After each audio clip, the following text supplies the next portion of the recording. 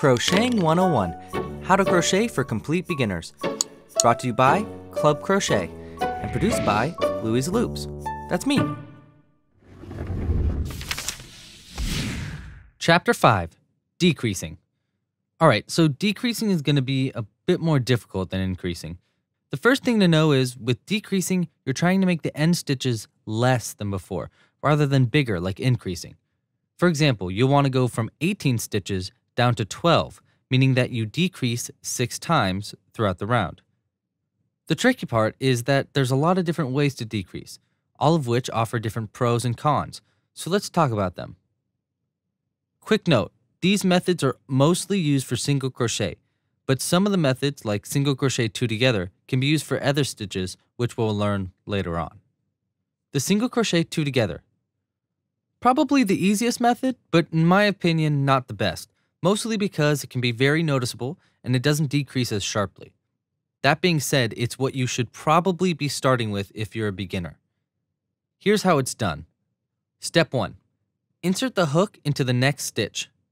Yarn over and pull through. Step 2. Now repeat the process. Insert the hook into the next stitch, yarn over, and pull through again. There should be 3 loops on the hook now. Finally, yarn over and pull a loop through all 3 loops on the hook to finish that stitch. And that's the single crochet 2 together. The decrease, aka sharp decrease. I simply call this the decrease, but a more correct name would be the sharp decrease. This is because it can be used to make a really flat and sharp end to your piece.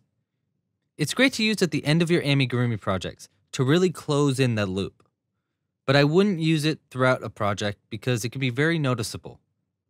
Now here's how it's done. Step 1, insert the hook into the next stitch, yarn over, and pull through. Step 2, again, like the last version of decreasing, you insert the hook into the next stitch, yarn over, and pull through again. Now here's where it's a little bit different. Finish off by pulling this last loop through the 2 on the hook. Notice how this really pulls the stitch in and makes it close in more rapidly. It's great if you need a very flat bottom, but not if you are trying to make a less noticeable decrease. The invisible decrease. A personal favorite, like the name suggests, the invisible decrease, aka INVDEC, is made so that the decreases are the least noticeable. It's mostly used in amigurumi, but really can be used for any pattern as long as you're working in the round. And it's a great alternative to the single crochet 2 together. The 2 cons are that they can be kind of difficult to do and that they don't decrease as drastically as the other methods will. But before we learn this awesome stitch, we need to talk about the front and the back loops of your stitches. The front and the back loops. When you look at the top of your stitches, you can see that they are split into 2 strands of yarn, which form a V. By working into only one of these 2 stitches, you can learn to manipulate the yarn even more. The back loop is the one furthest away from you, right here, and the front loop is the one closest to you, right here. Okay, so now that you know the difference between the front loop and the back loops, let's learn the invisible decrease. Step 1. Insert the hook into the front loops of the next 2 stitches. The easiest way to do this is to go one by one, first entering the first front loop, and then getting it around and going through the next front loop. Step 2. Now you just have to make a single crochet. Yarn over and pull that through the 2 front loops right here. Now finish off by yarning over again and pulling through the last 2 loops on the stitch, like you would a single crochet. I rarely, if ever, use a single crochet 2 together for my pieces. This is because it does basically the same thing as the invisible decrease, but it's more noticeable. Think about what you're trying to accomplish in your piece before you choose which method to use. I forgot to mention, you can also skip stitches to decrease. This is really only useful at the very beginning of a row when you're working in the flat. I left it out of the list because A, it's really easy and obvious. You just skip a stitch.